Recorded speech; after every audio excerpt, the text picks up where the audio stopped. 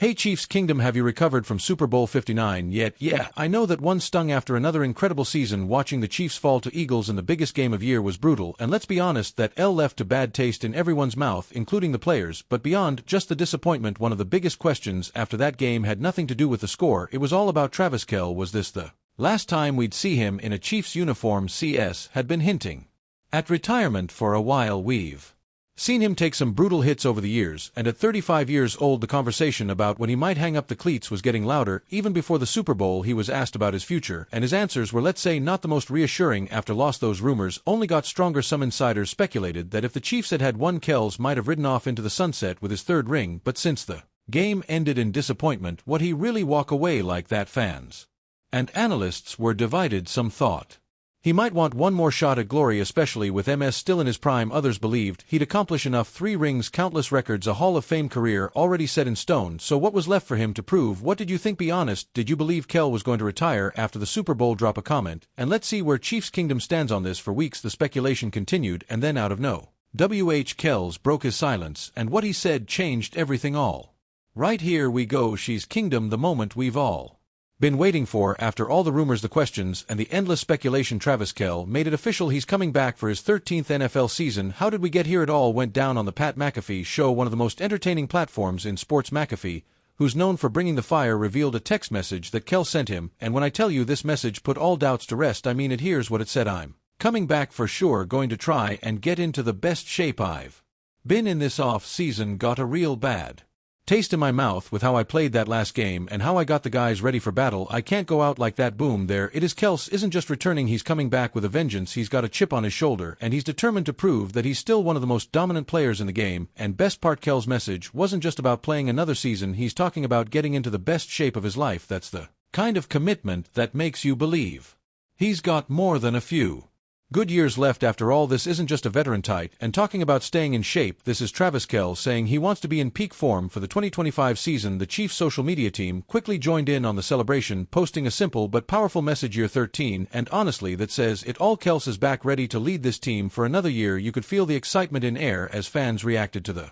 news. From social media posts to radio shows, everyone was buzzing. The Chiefs are keeping their Super Bowl window wide open, and Kelce is a massive part of that. Are you hyped for Kelce's return? I know I'm. Let's see if the energy matches the excitement. Drop a comment below and let us know if you're as ready as I am for year 13. Type let's go in the comments, and hey, don't go anywhere because we're about to dive into what this means for Kelce's performance next season. Alright, now that we know Kelce is coming back for year 13, let's take a closer look at what that means for the team and for him personally. Let's be real, last season wasn't exactly Kelce's best statistical year. He finished with 97 receptions, 823 yards, and just 3 touchdowns. Not terrible numbers by any means, but definitely below the level we've seen from him in past years. You could tell that maybe just age was starting to catch up with him, or was it now? Before we get carried away, let's put that into perspective. Even though his numbers weren't up to the usual Cal standard, he was still an incredibly important piece of the Chiefs' offense. Despite the dip in stats, he still helped lead the team to an impressive 152 to record during the regular season and another trip to the Super Bowl. But if we're being honest, that Super Bowl performance where he couldn't quite make the impact we're used to seeing left a bitter taste in his mouth. That's why he's come out swinging, making it clear that he's going to work harder than ever this offseason to get in the best shape of his career. What does that mean for the Chiefs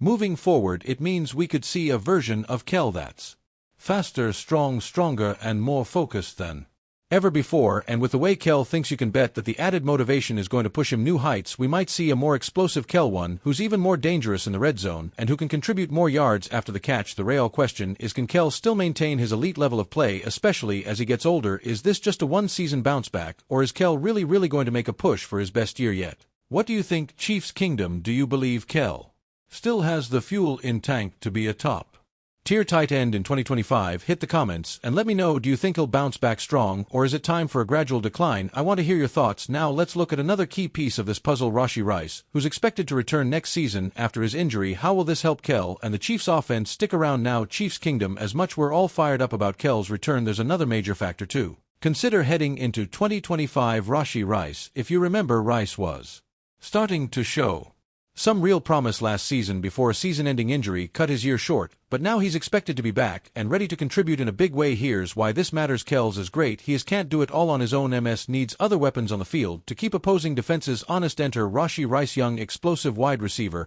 who has the potential to be perfect complement to Kelce's game. With Rice healthy, this gives Mans even more options in the passing game. Rice's ability to stretch the field could open up opportunities for Cows to work underneath, allowing the offense to become even more dynamic. And you know what that means? More mismatches for defenses to deal with. When you have a player like Rice who can break free on deep routes, it forces defenses to spread out more, which just gives Kelce space to operate in the middle. Let's not forget that importance of Andy Reid in all of this. Reid's ability to adapt and design an offense that uses all its weapons to their fullest potential is what makes him one of the best in business. With Kelce, Rice, MS, and the rest of the offense at full strength, Chiefs are going to be a tough team stop. But now I've got to ask you, what do you think? Chiefs Kingdom, what do the Chiefs need to do in their offense take it to the next level in 2025? Is just about staying healthy, or do you think they need another key piece? Drop a comment below. Let's talk about what needs to change. Alright, we're almost there. Kelce is back, Rice healthy, but can the Chiefs make another Super Bowl run in 2025?